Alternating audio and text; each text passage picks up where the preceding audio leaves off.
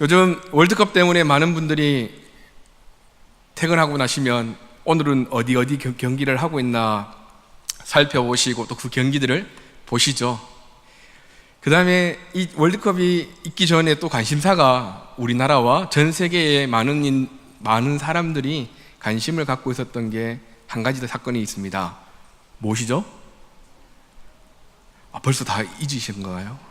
남북 정상회담을 한 겁니다.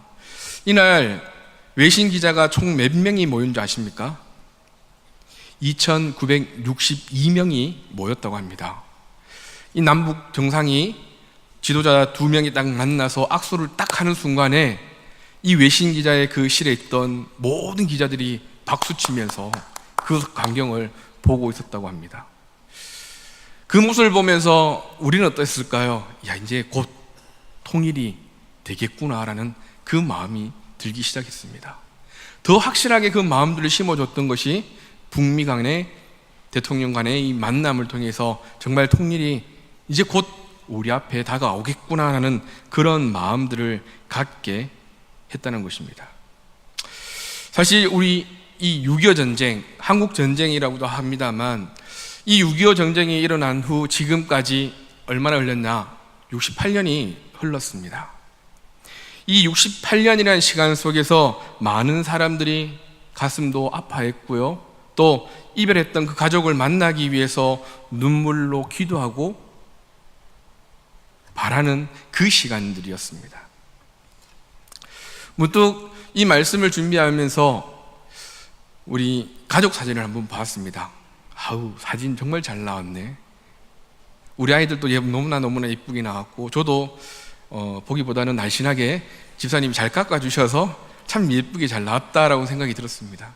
그런데 그 사진을 딱 보고 전쟁이라는 것을 생각하니까 그렇게 또 생각이 들더라고요. 저 사진이 전쟁이 일어나면 그냥 추억으로 없어지겠네. 내 사랑하는 아들과 딸이 지금 이 자리에 설 수 있을까? 나와 함께 할 수 있을까라는 생각들이 문득 들기 시작했습니다. 물론 6.25 전쟁을 겪으신 분들도 이 자리에 계십니다. 저는 물론 겪지 못해서 얘기만 들었고 제가 어렸을 때는 또리 장군이 유명했습니다. 무찌르자 공산당이라는 그 영화를 보면서 커왔던 세대이기 때문에 직접 경험하지는 못했지만 그 아픔이 얼마나 큰 아픔인지는 조금은 알 것 같습니다.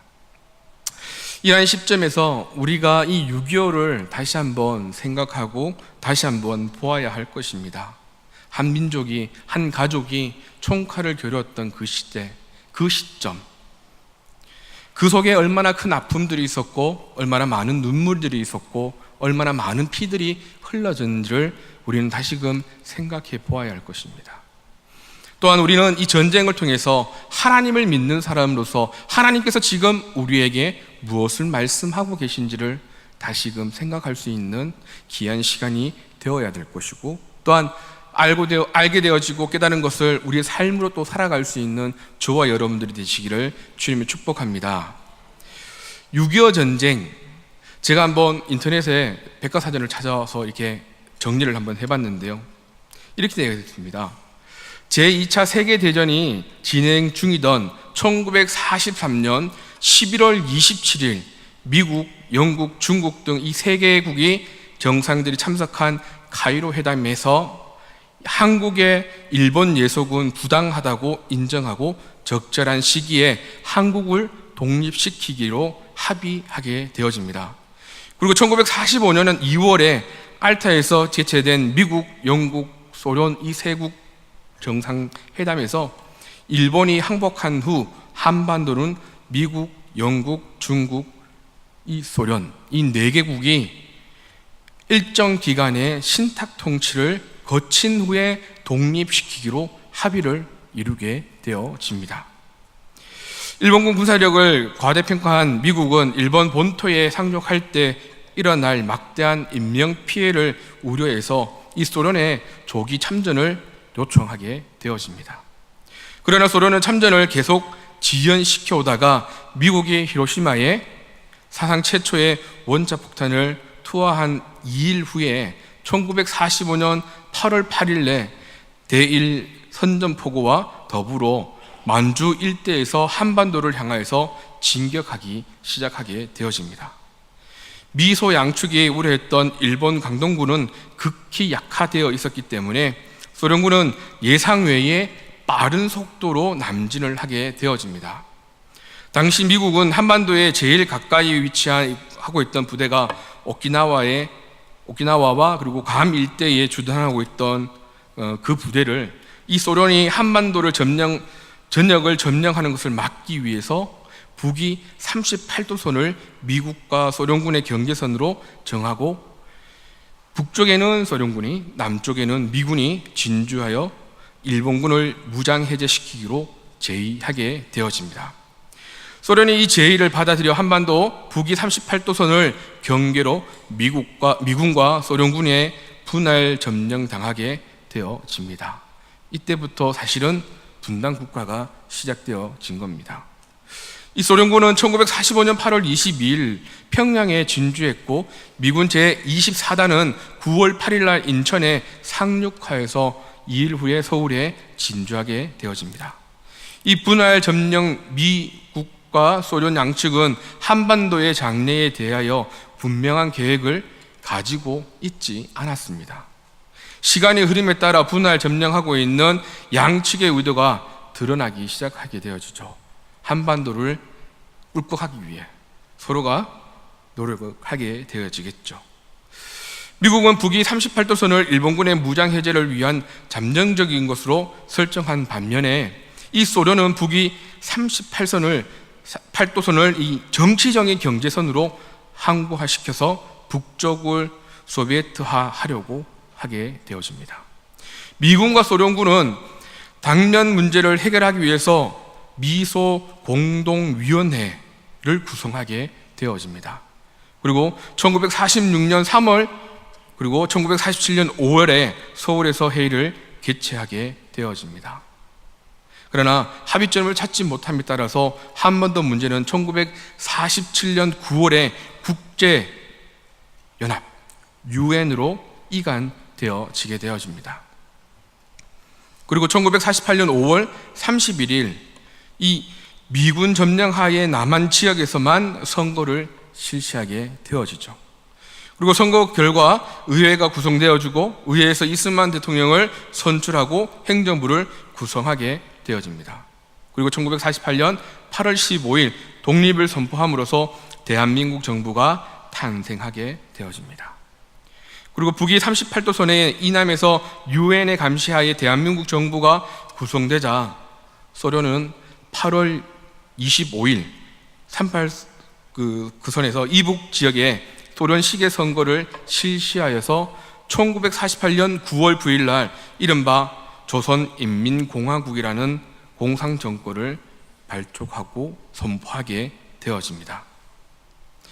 이로써 일본군의 이 무장해제를 목적으로 설정됐던 이 북위 38도선이 제2차 세계대전 후 형성된 냉정체제로 말미암아 최첨단으로 대립되는 가장 긴장된 양국체제의 국전선으로 변하게 되어집니다. 북위 38도선을 경계로 남북 간의 두 개의 독립정부가 들어서면서 남북 간의 대립은 더욱 격화되어집니다. 이와 같이 대치된 상태는 이 38도선을 통한 북한 무장공비의 침투 사건과 남한 후방 지역에서의 이 공산주의들에 의한 이 전복 활동으로 나타나게 시작되어집니다. 정부 수립 이전인 1946년 9월 서울에서의 이 철도 파업이나 10월의 대구 폭동, 여러 가지 모습들로 이 게릴라전들이 일어나게 시작합니다. 그리고 1948년 10월 20일에 여순 반란과 질산 태백산 및 오대산 일대에서 빨치산 활동 등으로 남한에 처하는 극히 불안한 상태가 되어집니다. 이에 덧붙여 1948년 11월 17일 오대산 부근으로 북한군의 침투로부터 시작하여서 이 북한의 남침 전까지 이 38선 일대에도 10여 차례의 북한 공산군에 의한 침투가 있었다는 것입니다. 그러나 이와 같은 무장 세력에 의한 전복 활동이 실효를 거두지 못하게 되자 북한의 김일성은 최종적인 수단으로 전면적인 남침으로서의 무력에 의한 남북 통일을 성취하기를 결심하게 되어집니다. 그리고 1950년 6월 25일에 시작된 그 전쟁이 3년 1개월 동안 계속되어지면서 수많은 인명들이 피해를 입게 되어집니다. 민간인을 포함하여 약 450만 명에 달하였고요. 그 가운데 남한의 인명피해는 민간인이 100만 명을 포함한 200만 명이었고요.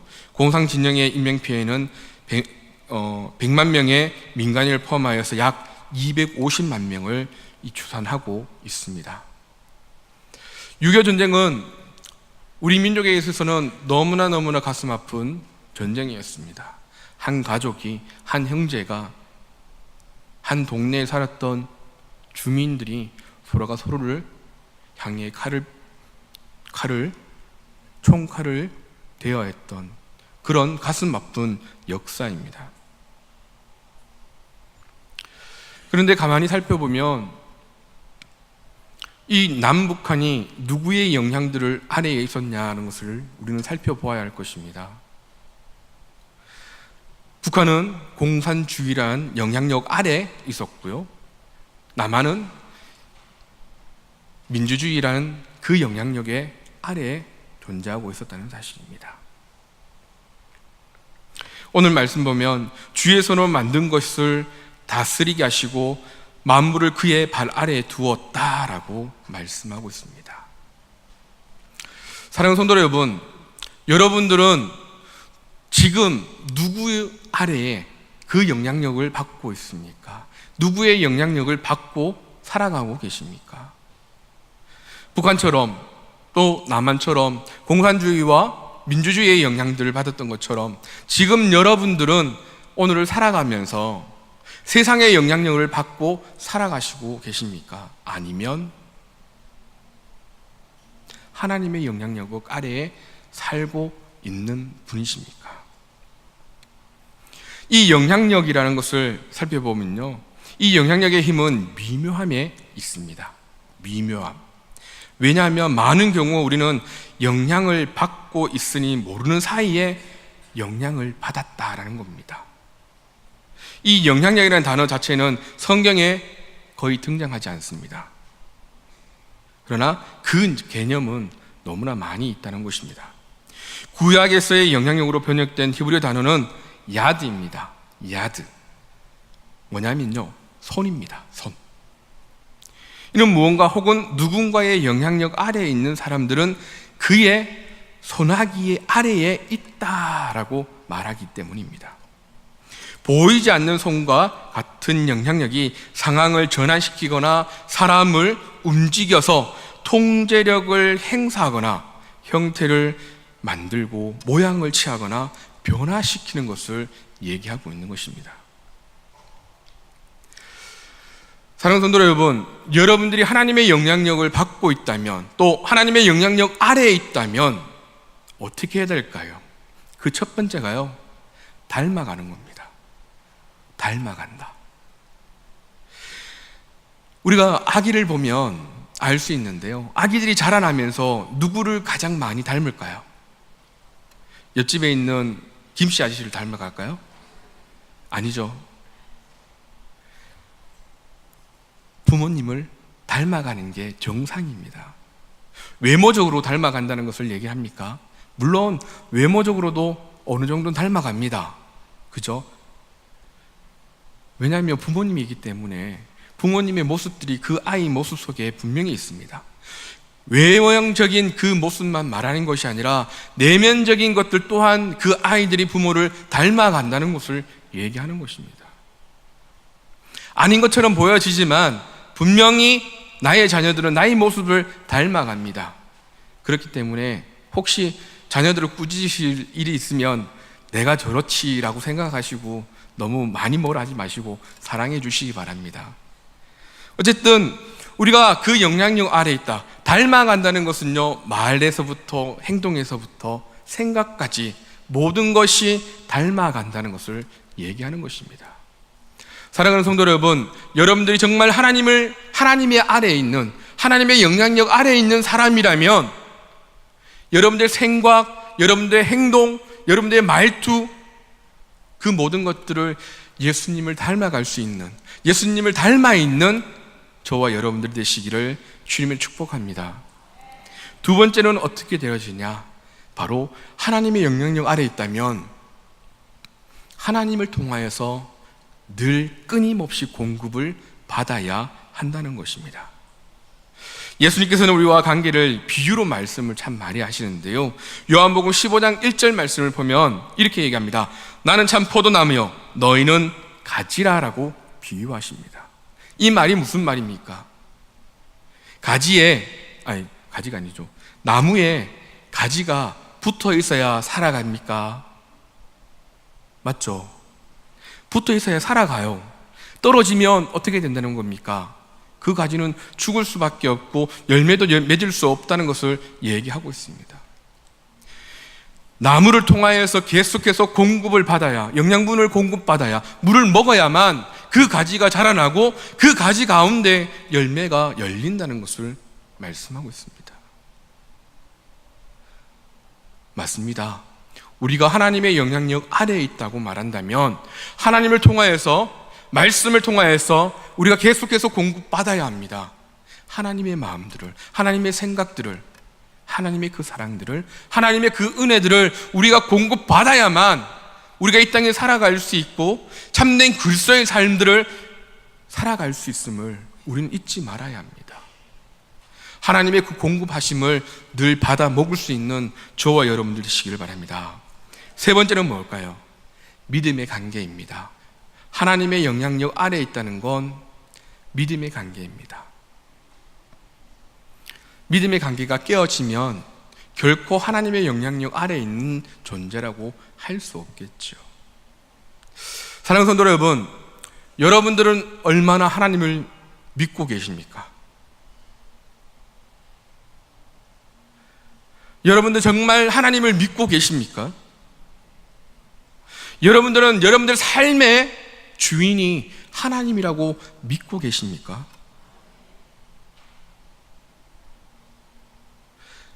솔직하게 하나님을 믿는다고 이 자리에 계시지만 때로는 하나님을 믿지 못하고 의심할 때가 더 많지 않습니까? 하나님께 모든 것을 내어 맡겼다라고 말하면서도 그것 때문에 걱정하고 근심하고 교회에 나오는 것보다, 하나님의 말씀을 듣는 것보다가 그 문제를 빨리 해결하기 위해 동부서주하는 그 모습들이 우리들의 모습이 아니십니까?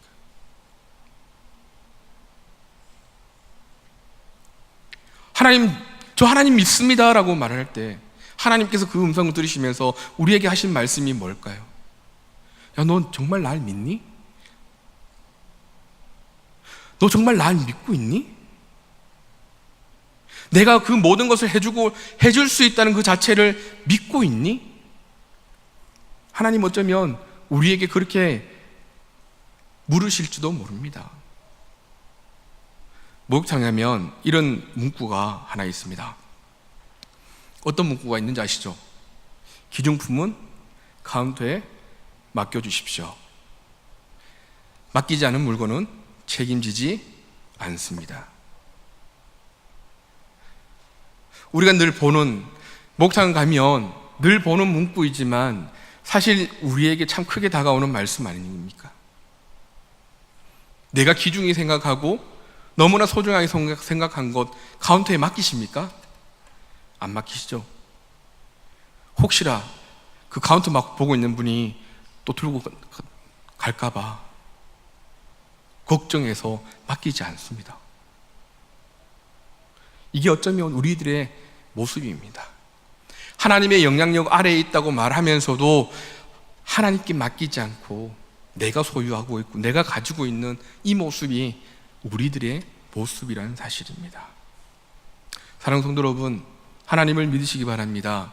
하나님은 우리를 사랑하셔서 독생자 예수 그리스도를 이 땅에 보내주시고 그 십자가를 통하여서 우리에게 사랑을 표현하셨고, 또한 지금도 변함없이 우리에게 하나님의 그 사랑을 선포하고 계신 그 하나님을 믿고 바랄 수 있는 저와 여러분들이 되시기를 주님의 축복합니다. 어려움과 고난이 있을 때 항상 우리는 주님께 말합니다. 왜 이러세요? 이것이 아니라 이제는 하나님, 모든 것을 하나님께 내어 맡깁니다. 하나님께서 모든 것을 담당해 주십시오. 하나님 함께 해 주십시오 라고 말할 수 있는 저와 여러분들 되시기를 주님을 축복합니다. 그렇다면 왜 우리가 주님의 영향력 아래에 있어야 할까요? 왜일까요? 오늘 말씀을 다시 한번 보시겠습니다. 주의 손으로 만드신 것을 다스리게 하시고 만물을 그의 발 아래에 두셨으니 라고 말씀합니다. 하나님께서 창조하신 그 모든 만물들을 어떻게 하셨다고요? 그가 누굴까요? 우리예요. 우리에게 우리 발 아래에, 우리의 영향력 아래에 두셨다라고 말씀하고 있는 거예요.